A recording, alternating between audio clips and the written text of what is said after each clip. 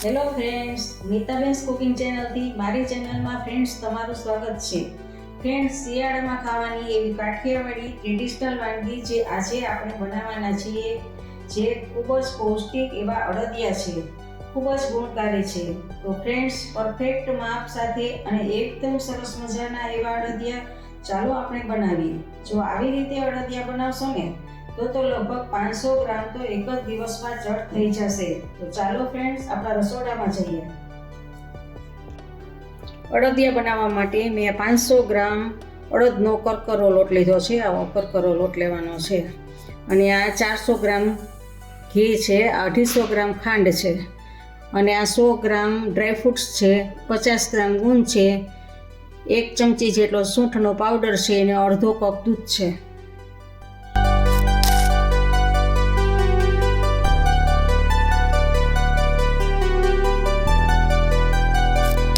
Gas start કરીને આપણે એક વાસણમાં આ અડધો કપ દૂધને એમાં ગરમ કરવા મૂકીએ. અને એમાં હું આ 2 મોટી ચમચી જેટલું ઘી એડ કરું છું. આ આપણે ધાબો દેવા માટેનું દૂધને ગરમ કરીએ છીએ. દૂધ અને ઘી બંને, દૂધ જેટલું હોય એનું અડધું આપણે ઘી લેવાનું છે.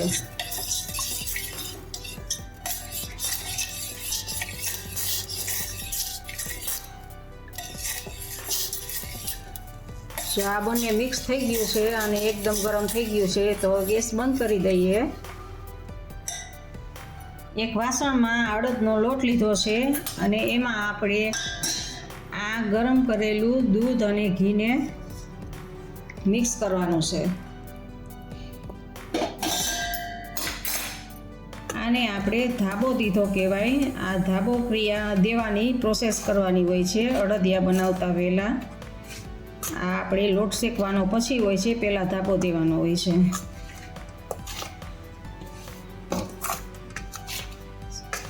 આ ધાબો દેવાથી લોટ એકદમ કણીદાર બને છે, સરસ એકદમ દાણા દાણા જેવો લોટ થાય છે.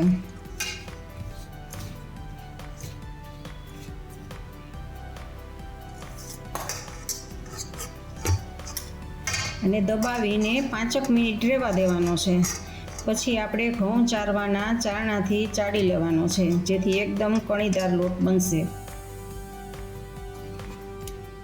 આ ધાબા દીધેલા લોટને 5 મિનિટ થઈ ગઈ છે, તો હવે આપણે બધો જ આમ ભેગો કરીને એને એક આ આપણે વાસણ લીધું છે અને એમાં ઘઉં ચારવાનો હવાલો છે.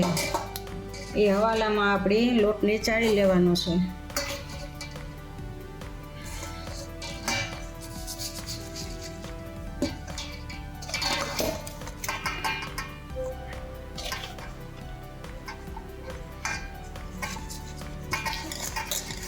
આવી રીતે હાથ આમ કરીને બધું જ આમાંથી પસાર કરી દેવાનું છે.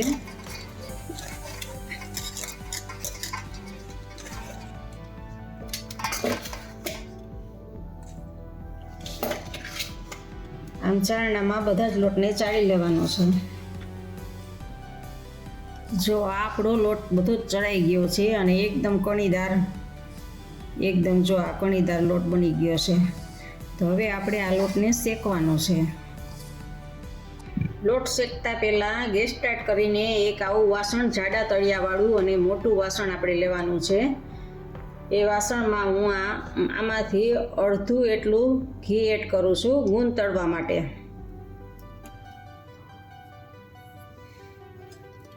ઘી આવે એટલે આપણે એમાં ગુંદ એડ કરીને તળવાનો છે. આપણું ઘી ગરમ થઈ ગયું છે. આપણે એકાદી કણી નાખીને ચેક કરી લઈએ.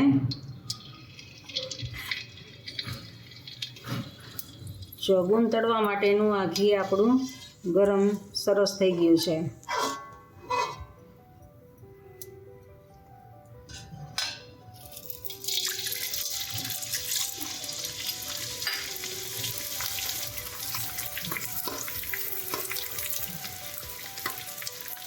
તો આવી રીતે આપણે આમ સરસ રીતે ગુંદને ચલાવતો જવાનો છે, આમ બધી જ બાજુ,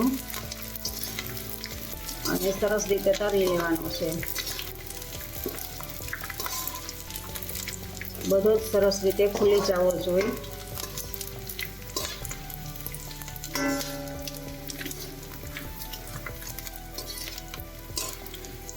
તો આપણો ગુંદા ફૂલી ગયો છે. હવે એને એક વાસણમાં લઈ લઈએ.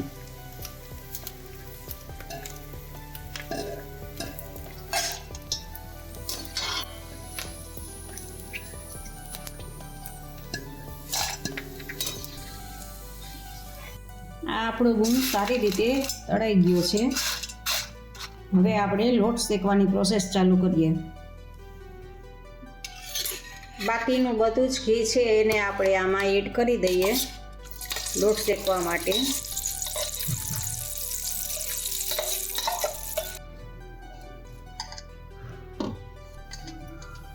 બધું જ ઘી એમાં એડ કરી દીધું છે અને હવે આપણે આ જે લોટને આપણે ચાળીને રાખેલો છે એ લોટને એમાં એડ કરીએ.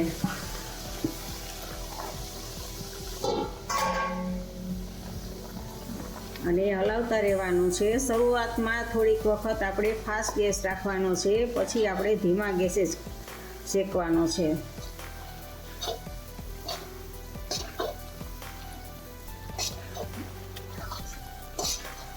આમ હલાવતા રહેવાનું છે અને લોટને શેકતા જવાનું છે.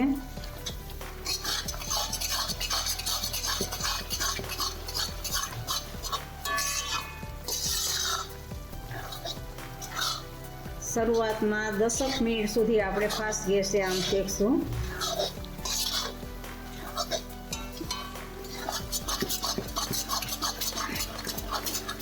બ્રાઉન સરસ કલર થાય, એકદમ બદામી બ્રાઉન કલર થાય ત્યાં સુધી આપણે શેકવાનો છે. અને શેકાશે ને જેમ એવી રીતે અડદના લોટની સરસ સુગંધ પણ આવશે. આજુબાજુમાં પણ સુગંધ આવવા લાગશે. એટલી સરસ સુગંધ હોય અડદિયાની.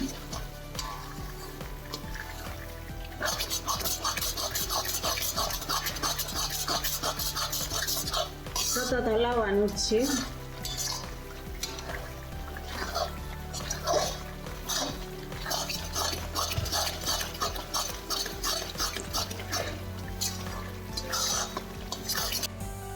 તો આપણો આ લોટ ફૂલીને લગભગ ડબલથી વધારે થઈ ગયો છે. તો તમે ધાબો દેવા ટાઈમે તો દૂધ વધારે હશે ને તો એકદમ હાર્ડ પડશે શેકવામાં, પણ દૂધનું પ્રમાણ થોડુંક ઓછું રાખશો ને તો હાર્ડ નહીં પડે એટલું બધું. નહીં તો શરૂઆતમાં તમને લોટ શેકવો ખૂબ જ હાર્ડ પડશે. પછી જ્યારે લોટ શેકાઈ જશે ત્યારે એકદમ હળવો પડશે, પણ તમે દૂધનું પ્રમાણ ઓછું રાખશો તો પહેલેથી જ હળવો રહેશે લોટ શેકવા માટે.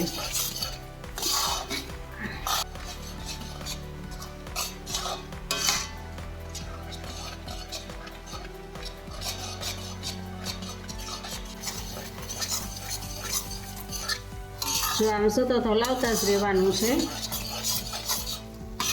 સારી રીતે હલાવવાનું છે જેથી સરસ રીતે. હવે આપણે 10 મિનિટ થઈ ગઈ છે તો ગેસને આપણે સાવ ધીમો કરી દેવાનો છે. એકદમ ધીમા ગેસે જ આપણે હવે શેકવાનો છે. જો એકદમ સાવ ધીમા તાપે જ આપણે હવે આને શેકવાનો છે.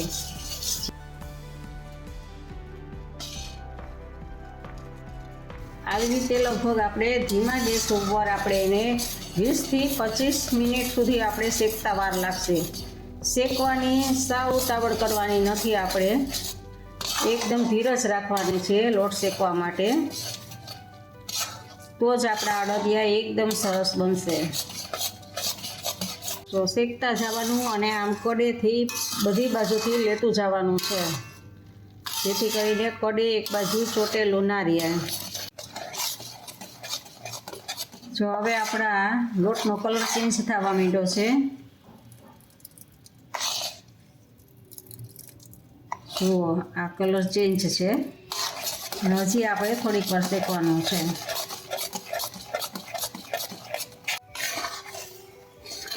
જો હવે આપણો આ લોટ શેકાઈ ગયો છે તો હવે આપણે ગેસને બંધ કરી દઈએ અને 1 થી 2 મિનિટ આમ જ હલાવતા રહીએ. આમાં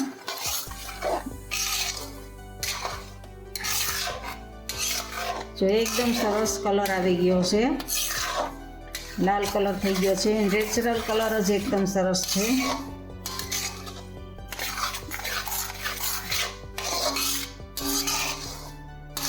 એકાદ મિનિટ આવી રીતે આમ હલાવવાનું છે અને પછી આપણે ઉતારી લેવાનું છે. હજી વાસણ આપણું ગરમ જ છે, જાડા તળિયાવાળું છે ને એટલે.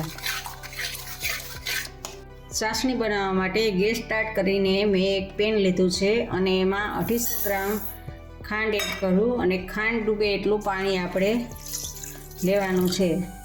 જો વધારે પાણી લેશું ને તો વધારે વખત આપણે બાળવું પડશે એને, એટલે ખાંડ ડૂબે એટલું. અને ધીમા તાપે જ્યાં સુધી ખાંડ ઓગળે ને ત્યાં સુધી ધીમો તાપ જ રાખવાનો છે, હલાવતા રહેવાનું છે.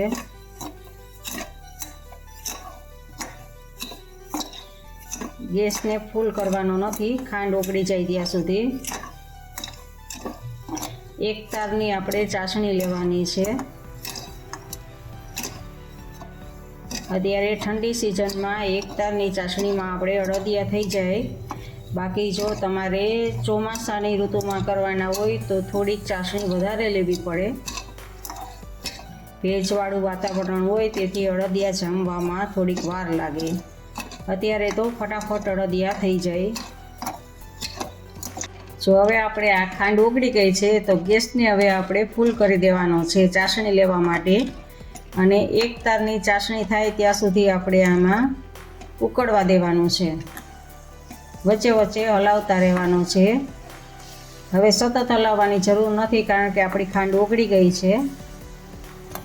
આપણે ચાસણીને એક વાટકી લઈને એની ઉપર આવી રીતે આમ એક ટીપું મૂકવાનું છે અને આંગળીની મદદથી આવી રીતે આમ જોવાનું છે.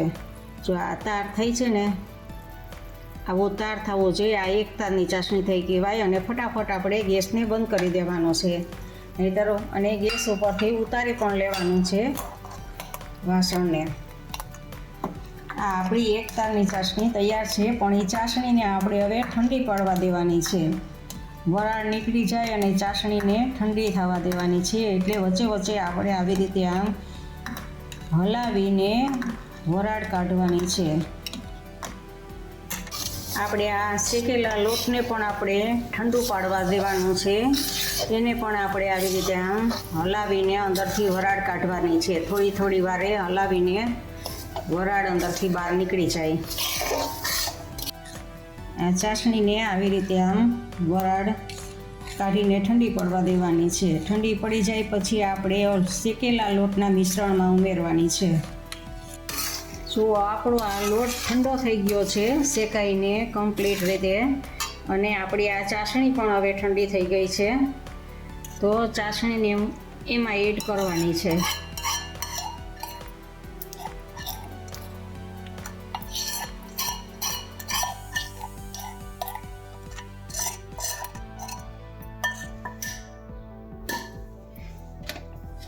ચાસણીને એડ કરીને પછી બધે જ આ મિક્સ કરી દેવાનું છે, હલાવવાનું છે.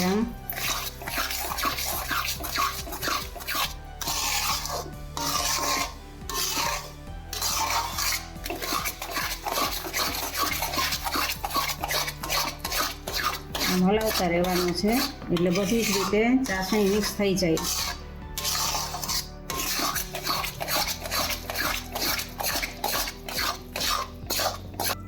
મિશ્રણને થોડીક વાર આમ હલાવીને ઠંડુ થવા દેવાનું છે હજી. અને પછી છેલ્લે આપણે આમાં ડ્રાય ફ્રૂટ્સ ને સૂંઠ પાવડર ને ગુંદ ને એ બધું મિક્સ કરશું. હજી થોડીક વાર પછી બધું એડ કરવાનું છે. જો આમાંથી હવે આપણે ઘી છૂટું પડવા લાગે છે. આપણે જેમ જેમ હલાવશું એમ ઘી છૂટું પડશે.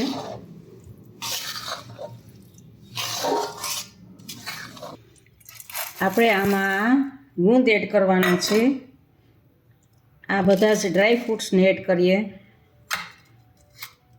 અને આ સૂંઠ પાવડર, જો તમને સૂંઠ પાવડર ના ભાવતો હોય તો તમે સ્કીપ કરી શકો છો. જાવિત્રી પાવડર પણ જેને ભાવતો હોય, જાવિત્રી પાવડર, ગંઠોડાનો પાવડર એ પણ એડ કરી શકાય. પણ એ પોતપોતાના સ્વાદ મુજબ બધા એડ કરે. અમે ખાલી સૂંઠ પાવડર જ એડ કરીએ છીએ. ને બધું જ મિક્સ કરી દેવાનું. છેલ્લે આમાં હું 1 ચમચી જેટલું પાણી એડ કરું છું, જેથી કરીને પહેલાં એકદમ ટાઈટ ચાસણી લેવાની હોય છે અને પછી ચાસણીને મોરી પાડવા માટે આપણે આ પાણીનો ઉપયોગ કરીએ છીએ. હજી થોડુંક ગરમ છે ત્યાં સુધીમાં પાણી બધું જ અંદર શોષાઈ જશે. અને આના લીધે પહેલાં એકદમ ટાઈટ લેવાની છે આપણે ચાસણી, અને પછી ચાસણીને મોરે પાડવાની, એટલે અડદિયો એકદમ સરસ થશે. જો આ અડદિયા બનાવવા માટેનું હવે આપણું મિશ્રણ તૈયાર છે. હવે આમાંથી આપણે અડદિયા બનાવવાના છે. તો ચાલો હવે આપણે આમાંથી અડદિયા બનાવીએ. તમે થાળીમાં તમારે અડદિયા ના બનાવવા હોય અને તમારે થાળીમાં ઢાળવું હોય તો થાળીમાં ઢાળીને પણ તમે ચોસલા કરી શકો છો ઢેફલીના, પણ અડદિયા સરસ લાગે છે. આમ તો ટેસ્ટમાં તો બને સરખા જ હોય છે, પણ દેખાવમાં અડદિયા છે એ અડદિયા જ બનવા જોઈએ, ઢેફલી ના બનવી જોઈએ. તો ચાલો આપણે અડદિયા બનાવીએ.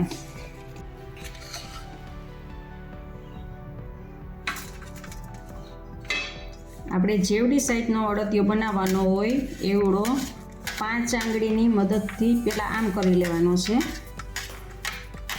આમ ફિક્સ કરી લેવાનો. પછી 5 આંગળીની મદદથી આવી રીતે આમ, અને તમારે ઘાટમાં જેવો બેઠો ઘાટ આપવો, ઊભો ઘાટ આપવો, એ તમારી ઉપર આધાર છે.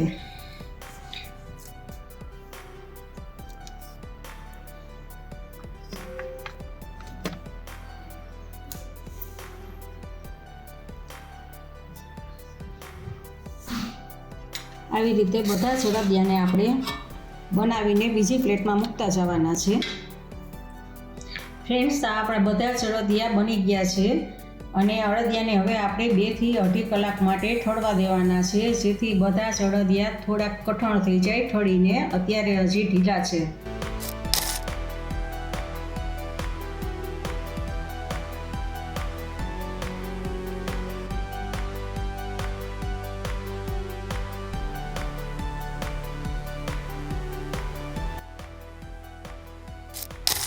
ફ્રેન્ડ્સ, મારી રેસીપી તમને પસંદ હોય તો લાઈક અને શેર જરૂરથી કરજો. હજી સુધી તમે મારી ચેનલને સબસ્ક્રાઈબ ન કરી હોય તો પ્લીઝ સબસ્ક્રાઈબ કરજો. ઇન્સ્ટાગ્રામમાં મારા પેજને ફોલો કરજો, મેં નીચે લિંક આપેલી છે. આવજો, બાય. ફરી મળીએ નવી રેસીપી સાથે.